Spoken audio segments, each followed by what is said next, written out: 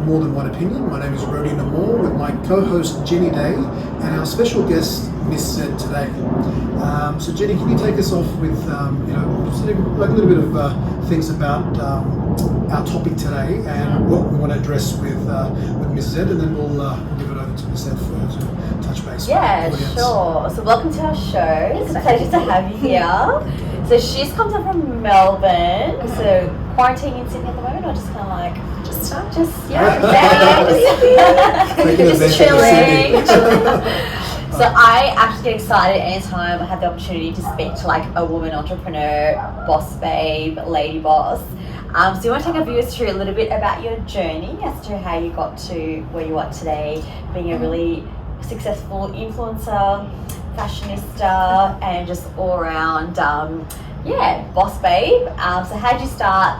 And I guess some of the lessons that you've learned along the way, and tips that you could share with other aspiring, influencers and entrepreneurs. Yeah, all the things. Yeah. So I actually started as a teacher. I moved from teaching into event management, marketing, and PR. I then kind of fell into influencing. It wasn't really something that I planned, and I think most influencers you talk to will say the exact same thing. Yeah. Have been doing influencing for about 5 years. Started it mostly in Sydney, even though I was living in Melbourne. Yeah. So I worked with a lot of clinics around Sydney. I was working with the Man's Clinic with Dr. Naomi. I was working with Cosmetic Clinic, just kind of moving between all of them and trying different products and services to give my perspective and review on it, because a lot of people kind of are a bit wishy-washy about what they've had done and what they haven't had done. Yeah. So that was a big thing for me to be able to mostly inform people, because I started my influencing journey with Kybella, which is a fat dissolver. So a lot of people didn't know about what it was, the side effects, how long you were going to have those side effects for. Yeah. And so that was kind of where my journey in influencing started, and since then it's grown and expanded, but that's kind of the base of it. So did you find that obviously since you were more sort of open and authentic, that kind of helped, I guess, in resonating with your viewers or your followers? Yeah, definitely. Yeah. I think there's a lot of fakery in the industry, and I'm all for a good catfish, but just be honest about it. I think, there's a lot. It's very easy in the beauty industry to have that facade, but I think you need to also have the backing of information behind it. Yeah. I think that's a really good point. I think you've touched on that a little bit before, Brody. So if you're catfishing, So you've experienced that yourself. I've had that. We're not talking about Tinder. We're talking about people coming to my clinic. No. Tinder also. I've had actually influencers which, we've spoken to for ages on Insta, and then they pop in. And I've actually had to ask the girls, I'm waiting for such and such, can you tell me when they come? And they're like, No. They're right behind you. To that extent. That's bad. They look nothing like their profiles. And we touched on that with an episode, and that was like a laugh. You probably want to look at it and have a laugh about it yourself. That people are going to see you. They're eventually going to have to see you face to face. So just be you. Literally. To be honest, when I actually worked on Miss Zedd, and that's her Insta, we'll give you guys later. When I actually worked on her, I was actually really impressed that her skin is good. I actually had someone say to me, it's all filters. And I go, no, I worked on her skin and her skin's amazing. So she is the real deal. Oh, okay. So straight away people are taken, because there's so much of that trickery, I guess, in the social media sort of world.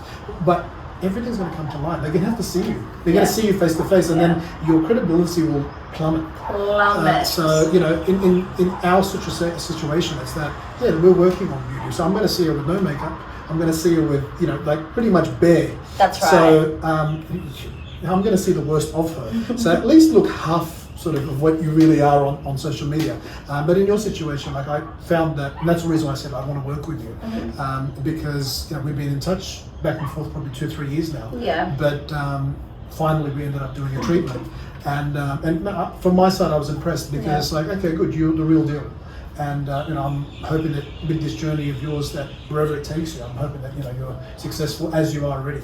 But more and more people will get to know you and realize that you're real. Like it's actually real. What you're showing on there is showing the from the BBLs that you've done, from everything. So you guys can look at it on Instagram, and you've shown quite some things that people don't want to really actually would never show actually. Yeah. They'll be like, oh no, I just want to show that I'm natural like that. Well, look, you weren't born with that ass, and you weren't born with that thing. So it's like, but good on you. So I find that's the reason why you're on our show too, because I wanted to bring to light and sort of give you some credibility, because I really felt that you're genuine.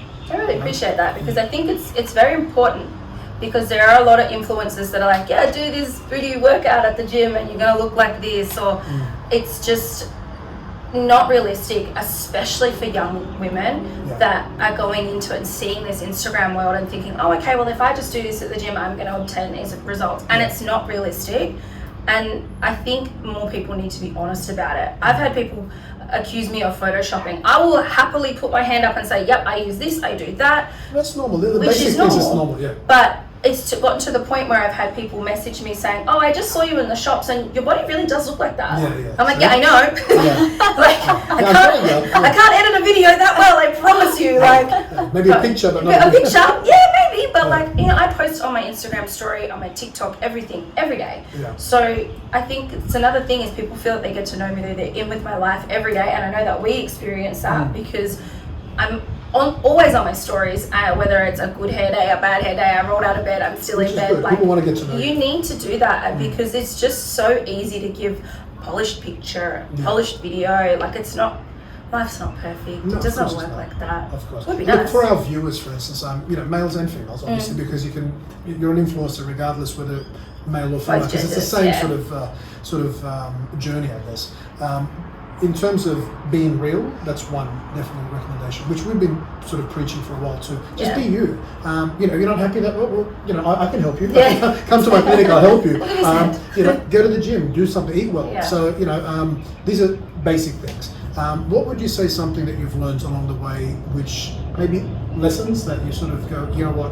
I'm trying to help you guys not to commit the same problems. I'm summarizing it for you. What would you think in this journey, especially in the cosmetic industry, because it can be a bit of a tough one, I think. I think you have to be, in regards to treatments, do your research. Yeah. I can't stress that enough. Okay. It's so easy to, businesses fake their results. They will fake their following. They will fake everything. So it's so important to go to a clinic that's not only trusted, that maybe you've had a friend or a referral that's gone there, or I think that's a huge thing. I know for me, when I got my BBL done, I researched it for 4 years. Wow. I went to LA, I went to Miami, I went to Thailand, I went to Spain, I went to Turkey, I went everywhere trying to work out who was going to be the best. And I noticed that a lot of the people that were on the same page were giving me the same advice. Good. So I knew that when I got mine done, that I was like, okay, now I know, this is okay, I'm gonna be alright, I know what I'm doing, I know what I'm talking about. But a lot of people... You ended up doing it at Cosmos. Yeah. So I did my BBL there, and I did all my corrective at Cosmetic Avenue, and that's who I'm working with now. Okay. And they're brilliant. So, I think, again, it comes down to, I probably could have researched even more than I did. The aftercare. The aftercare is a huge thing for me, especially with BBLs, and it's a big thing that people don't really showcase as well. And I think that was something that I wasn't aware of at the time. But knowing that now, I can give that to my audience so that they don't have to do the same sort of things that I have done. And I find that that's a huge thing for me. It's a lot of trial and error. There's a lot of products and brands that I try that are not necessarily have a lot of backing on. When I did my Kybella, I think there was 2 people in the clinic that had done it prior to me. And when you went online, it was Khloe Kardashian, and that was it. Yeah. And the reason that my following grew so big was because the video that Dr. Naomi and I put out got, I think it was 2 million views overnight. It was just blew up. And then for the longest time, when you Google Kybella, it was just me and Khloe that would come up. So you can't message her for advice. So people were coming to me for it. That's good. So also because you've done something unique at the time, which was a niche. Yeah. I mean, we do it for our clients all the time. Yeah. So Kybella is the American version. Of the name is Bolcara in Australia and Canada. But we stock it and we do it all the time. But it's good that you actually were initial, because it was quite new to Australia. This was 4 or 5 years ago. It was very new back then. I mean, it's still new now. People still not doing it now. So, Yeah. And for anyone, for clarity, that's usually done in fat pockets, and it's usually for under chin. I've been posting recently, been doing it on myself and other people. So we've been sort of showing the journey. and we'll think. So basically, normally it's under the chin. Normally about 3 sessions, 3 to 4 I did sessions. 6. Yeah, it depends. It depends on obviously. Yeah. But it's like normally a start is a good start 3. between 2 to 3. Yeah, I've heard that. Depending on the area, how big, and what you're trying to achieve. Yeah. But in terms of other things, where would you think? I mean, I know there's a lot of fakery, and I know there's a lot of people, influencers wise, and I've had them all, especially when I had my clinic in Double Bay. Yeah. In terms of like return on the investment, both ends, where would you say that if you're going to give value to a place of business, how would you sort of give much value to them?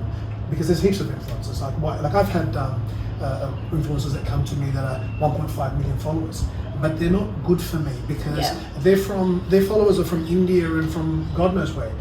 It's not good for me, right? So it's like I don't benefit from it. Where would you say sort of tip on both ends for businesses talking to influencers and for influencers talking to businesses? Where would you say? It's very tricky because you want to pick the right business, you want to pick the right influencer, because a lot of the time you put a big investment into them, vice versa, and you want to have an outcome from that. You don't want to do a collaboration and nothing comes from it, know. And I find that a lot of things that businesses often not necessarily forget, but the way that Instagram and social media works now, a purchaser has to see something between 18 and 20 times before they make a purchase. Because of social media, they really truly don't believe what they're being sold to anymore, because every influencer is like, I love this product, it's so great, like she's never touched it ever. So for me, I always go for long-term commitments with my collaborations, purely because I know that if I'm constantly in a clinic, or if I'm able to talk about a product and they can genuinely see that there is an outcome from what I'm doing, they will come back. But if I find that a lot of collaborations, they'll do one collab and go, oh, it didn't work. And I'm like, yeah, because do you go in and like, you just, it doesn't work. It does not work. You have to spend money to make money, and you have to build these connections to build trust, and that's the biggest and the audience piece. too. Like you've got to obviously check the influencers' audience. Absolutely. Where are they? Are they in Australia? Yeah. Would that benefit me if or they're in India? I mean, cool. I'll get likes, but it's not my country. It's not translate to like to sales. It will just be likes. So it's like, again, that's sort of you have to trial and error from my end. So, absolutely. And I know like I've worked with brands, I've worked with brands that are in London and New York, LA, like all around, and it's interesting because it might not translate in a sale, but it will translate in a following that will then, someone will tag someone and vice versa, and then they can make a sale that way. I do understand where you're coming from. You want the predominant of the audience to be from the city that you're from, or the second or the third. You want them quite higher. You're not going to pick someone that's got 90% of their audience in Abu Dhabi. It's good pointless. For Abu Dhabi, Brilliant. But I find that you don't focus on the number of the influencer following, because a lot of the time it's fake.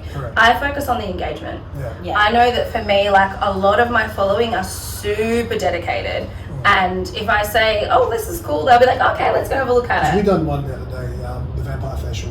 I mean, from mine, I didn't ask you for anything, but did they engage with you? I got a lot of people asking me, because my following especially know I hate PRP. I've talked about PRP so many times. I told you mine was a little bit different. And he's been trying to convince me to get this facial for like 2-3 years, and I've been like, no, because she other people do it differently. And I said, okay, you won't peel. Oh, I'm surprised that I'm telling you won't peel with my way. My way, you don't peel. I asked you about that as well. Actually, we actually did a live session recording of and I done it on those two. I done it on Renee and her sister. Correct. Is it Herbert? I can't remember this. And they got like literally 1.6 million followers each. The twins. The audience that they have, for instance, again, that was I think their younger audience. It's different. Like from young teenagers to, so they're not going to be.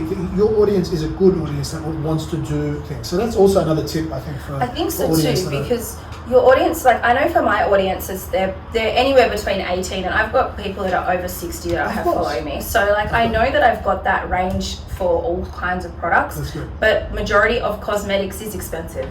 I know that like I did a collaboration with Vogue Dental Studio. They are absolutely brilliant. They're the best of the best, but they're so expensive. I had 22 porcelain veneers put through, and if like that's almost $75,000 worth of teeth. Yeah. So Yeah. like, you know, I know that my audience has the money to do that because they are mature and they're in jobs and they're financially stable. So I know that they are, if they're looking into it, they can afford it. Or I also work with a lot of finance companies that offer good rates that aren't going to take advantage of them, because a lot of women I've noticed, and men, will go into a bank and get a loan, and then something goes wrong, God forbid, they then can't afford to refinance and do it again. So like, I'm very conscious of that, and it's also why I'm very conscious of having people research, so that doesn't happen. Yeah. That's a Look, we want to very keep good point. it short, because obviously we want to make sure that our audience doesn't get bored with overall. But you know, you've been awesome, like with just answering the right things. We're summarising. Obviously, there's so much to talk about. Great insight. Do you have any more, like any particular question from a female point of view? Sort of a last question for her, just to sort of touch base, just so we can wrap it up. Yeah, I would just say, I guess for aspiring influencers, what coming into in this era, I think it's quite a saturated like market at the moment, right? Massive. Very saturated market, and you can kind of tell those who have like credibility, clearly like you do, that's why you know, have that engagement. What kind of, I guess, tip would you give aspiring influencers of people going into business, coming, you know, who are sort of stepping into it at this point? So I guess with the top 3 things that you would kind of advise they would perhaps kind of, you know, that maybe you would have gotten when you kind of started out? Biggest thing I can say to people is try not to go on Instagram. Instagram's not where it's at. TikTok is where it is going, and you will grow so quickly. TikTok is insane. You can show personality, you show who you are. It's less fake.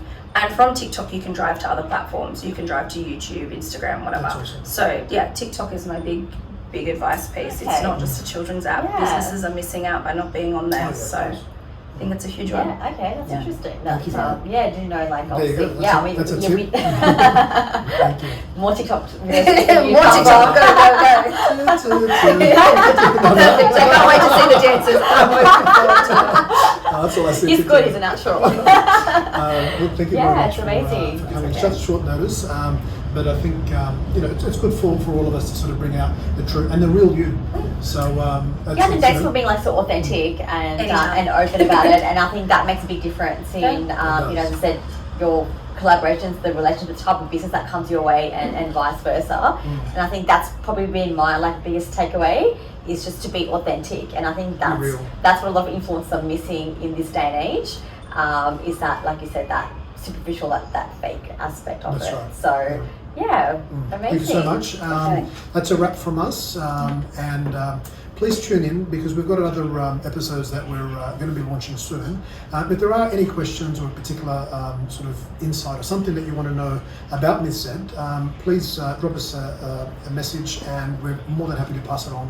We will have all the description and Instagram and all TikTok too on the bottom of the screen, so you can definitely follow her and support her too, and watch her journey. And some people may want to know, are you currently single? Oh, stop it. She said yes. That's just follow us. That's good. So look, guys, that's a wrap from us. But thank you for tuning in.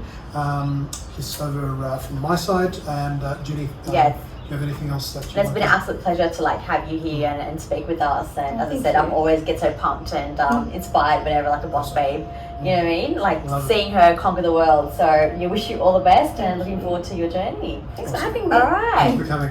Thank you guys. Thank you guys.